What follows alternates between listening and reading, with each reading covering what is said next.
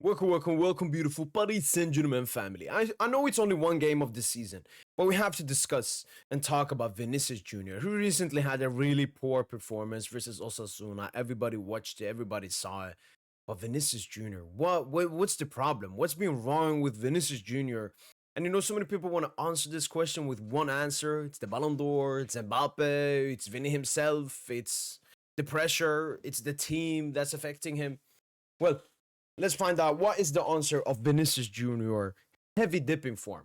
I mean, first of all, we have to go back to when Vinicius Jr. was actually performing like Vinicius Jr.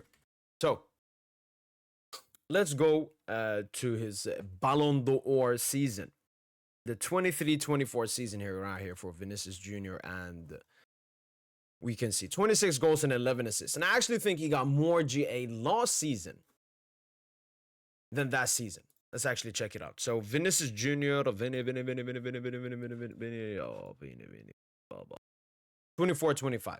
So this is Vinicius last season, 23 and 15 versus 26 and 11. 47 GA.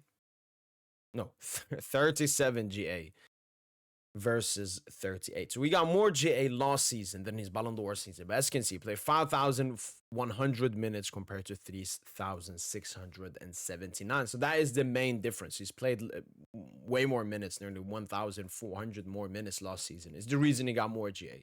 But a lot of it has to do with the big game impact. If we change this strictly to the UEFA Champions League, that's where we're going to see the main difference when it comes to Vinicius Jr. Because, I mean, it's the big game. That's where you decide. So UCL last season, Stuttgart, no GA, Lille. I remember the Lille game. He was so poor in both of these games. Obviously, then had the Dortmund game. I didn't watch this one, but obviously bagged the hat-trick, as we can see. AC Milan got a goal in their defeat. I think it was a penalty. It was a penalty. Atalanta, goal and assist. He was actually good that game, even though I missed it. Salzburg, brace.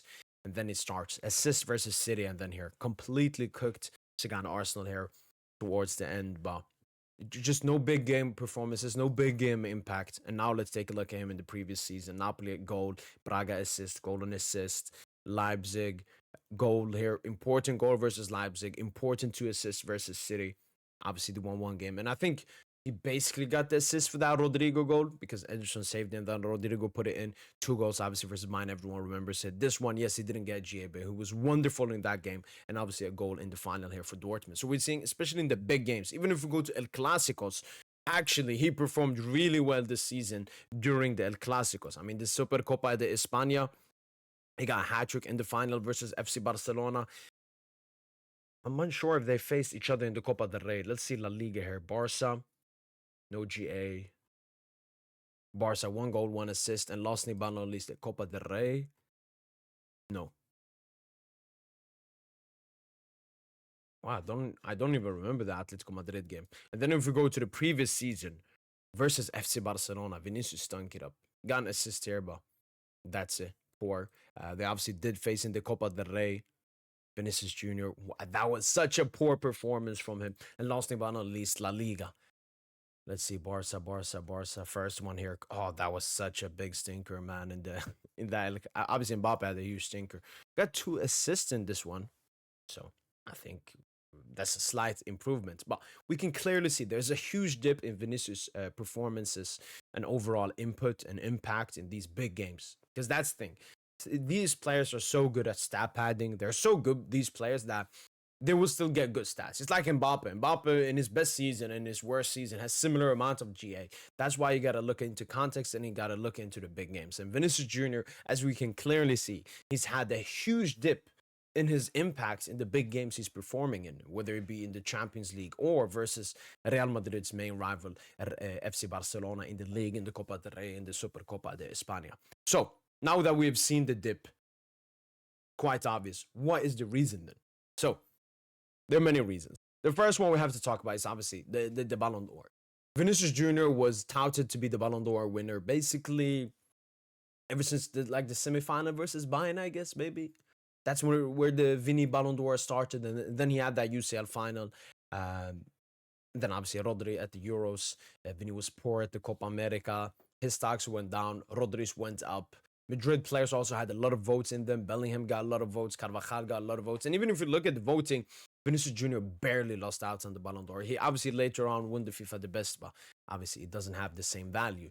I believe myself that Vinicius Jr. deserves to win the Ballon d'Or. Like I don't rate Rodri that level. He wasn't some Ballon d'Or player. No person that was watching City was saying, "Oh, this is a Ballon d'Or contender." Nobody that watched Spain said the same either. I mean, he was outperformed by other Spain players, and outperformed by other City players. I never got the Rodri argument. But Vinicius Jr., obviously, he was really confident in himself the entire season that he was going to win the Ballon d'Or. And at the end, he did not win the Ballon d'Or. And that must have completely shattered him. And we know Vinicius Jr., I'm someone that critiques Vinicius Jr.'s mentality a couple of times. A lot of people want, they want to blame the culprit, the perpetrators, the people that are racist to Vinny and so on. But I also blame his reaction to those kind of stuff, because that's when I understand Vinicius Jr. as a human being.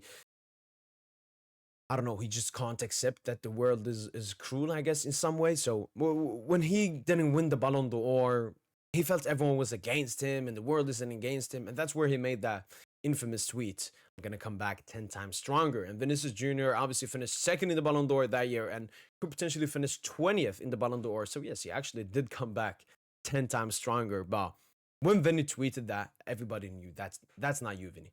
That's not you. I mean, if Yamal goes out, if let's say Yamal this year comes second in Ballon d'Or and tweets, "I'm gonna come back 10 times better," I think Lamine Yamal, when you look at his mentality and confidence in himself, yeah, that's a player that could say that and back himself. Vinicius Jr. has never done that, so it was extremely questionable when he did that, because it was only going to get worse. And that tweet was going to pop up every single time. Everybody was going to remember the 10 times. That's what everybody tweets, trolls Vinicius Jr. about. 10 times better, 10 times better. So I think from that moment, Vinicius Jr. wanted to prove everyone something he didn't need to prove. Vinicius Jr. proved he was a Ballon d'Or player the season previous. And, he didn't win it. But when he put out that, it was like he was putting himself up for expectations that he was always going to lose out on. He actually started off the season well with Real Madrid last season, and then he started going downhill. The Ballon d'Or was in September, October, and he still had a little bit of form, but then he started dipping towards November, December. That's where we come into the other problem, which is Kylian Mbappe. Vinicius Jr., first of all, you got to look at this from a mental perspective and obviously a footballing perspective. The first perspective is the main man. Main man is a really important thing. Me, as a Paris Saint-Germain supporter, I know quite well about the main man and how he works. At Paris Saint-Germain, we had Neymar, we had first Ibra came in, wanted the number 10 jersey. Nene didn't want to give it him. So Ibra had number 18 in his first season. Then Cavani comes in, and Ibra, being the main man, tells Cavani, "You're going to play on the wing. I'm not going to play with a striker." Then Ibra leaves. Cavani automatically becomes the main man. Then Neymar Jr. comes in. He wants the penalties and everything. And Paris Saint-Germain, instead of telling that to Cavani, Neymar has to do it on the pitch in front of millions of people watching. So I'm someone that knows about the stature of being the main man. And Vinicius Jr., came in the beginning of his career as a young player and so on, had his steps and everything, but started working. At the end, he was the second man only behind Karim Benzema, especially when they won the UCL in 21-22. Then the season after that, Benzema obviously dipped a bit. Vinicius Jr. continued his growth, and then came the third season. Karim Benzema finally left the team. Vinicius Jr. became the man. Jude Bellingham was signed by, he was obviously the Robin to Vinicius Jr., and they won the UCL again. And Vinicius Jr. must have felt so great, going from that and becoming the main man of Real Madrid. And then pop, Kylian Mbappe gets signed. And Vinicius Jr. automatically becomes the second main man. It's a bit similar to Cavani being the main man at PSG. He was our best player, he was scoring the goals and everything. But then when a player of Neymar's stature comes in, I mean, automatically, I don't care how good you are, Cavani, Neymar automatically becomes the main man. And it's a bit similar here. The only difference is Neymar was coming off actually much better form at Barca than when Mbappe was at PSG. But Mbappe automatically became the main man. And Vinicius Jr. just didn't want to accept it. And that's one thing I can appreciate Cavani for. He didn't want to accept it in the beginning, but then he accepted it. It was like, this is Neymar. This is Neymar. You know what?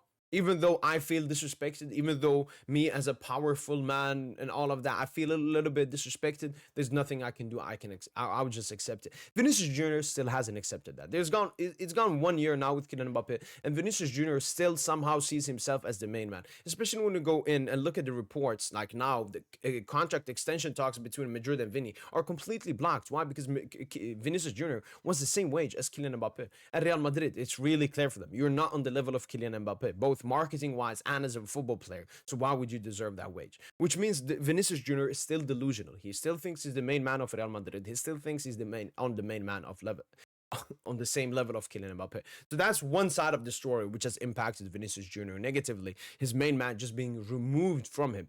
If it was, for example, Vinny had the poor season he had last season, and then Mbappe comes in, I think maybe it would be easier for Vinny to accept them. But he was coming off his UCL season, and he just saw the headlines, the glim lights, everything going to Mbappe instead of him, and he definitely did not like that. Then we talk about the footballing thing.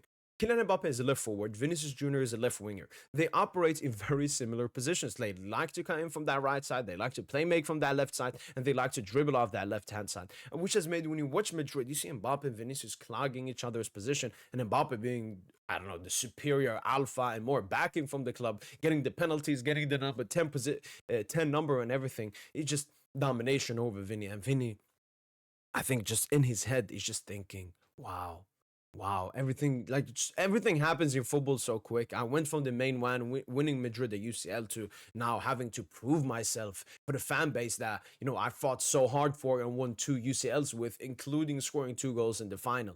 So Vinicius Jr., it's not a physical thing. He's not gotten a major injury. He's not got a fourth arm that is distracting him or something. It's all mental. It's all mental. It's the Balon d'Or. It's the Mbappe. You can also say Madrid obviously performing very bad last season affected Vinicius Jr.'s performance as it affected all other other individuals. Maybe talk about Carlo Ancelotti or something. You can still say, he still has a lot of question marks when it comes to his time at Brazil, which could maybe a little bit affect him. But the two biggest things is the Balon d'Or snub and the Kylian Mbappe entrance to Real Madrid, which has affected Vinicius Jr. extremely negatively. And where does Vinicius Jr. go from this?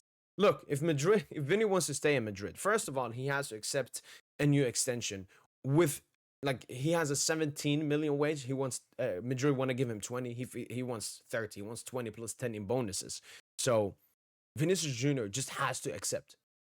I mean, it's 2 options. Either he accepts a lower wage and just embraces being the Robin to Mbappe as he embraced being the Robin to Benzema. Obviously, it's a bit different with Mbappe being a left forward and Benzema being a false 9. But I'm just saying mentally, embrace yourself as the Robin because there's nothing wrong with that. Sometimes there will always be a better player than you. But if Vinicius Jr. has that I'm him mentality, similar mentality when Neymar Jr. left FC Barcelona to become the main man at Paris Saint-Germain, well, Vinicius Jr. could potentially have to do the same thing that Neymar Jr. did, which is leaving Real Madrid. Looking at the options, it's only the Premier League I see. PSG could be definitely an option. They have the money. Vinny would go there, but I don't see PSG being interested in Vinny. Maybe. We'll have to wait and see. Bayern, no. Serie A, no. Barca, absolutely no. So it's only the Premier League. You got Liverpool, you got City. Who knows if United, maybe their progress goes really well, they might become an attractive club for a player like Vinny, and obviously Chelsea. Vinicius Jr., though, has to understand he's in a situation where he has to compensate. Either he compensates to Madrid or he compensates to the new club he goes to. Or the worst thing would obviously be Saudi. But Vinicius Jr., the main thing he has to focus on now is to fulfill this season. Be the best version of yourself, Vinicius Jr. I mean, both from an individualistic perspective, and then obviously for your teammates and the club that you are employed by. Just perform at your best, and then your stocks will be at their best. Either you want to stay in Madrid or move away. So that has been a complete detail. We went through everything inside out about Vinicius Jr., what is wrong with him at Real Madrid, and these are my solutions to fix the problem. Hopefully, you guys have enjoyed this video. Let me know in the comments down below. Do you think there's a problem that is affecting Vinicius Jr. negatively that I forgot to mention? And what do you think Vinicius Jr. should do in his current situation? That's been it from boy PSG, and hopefully, you guys have enjoyed this video. And as usual, ale, bye.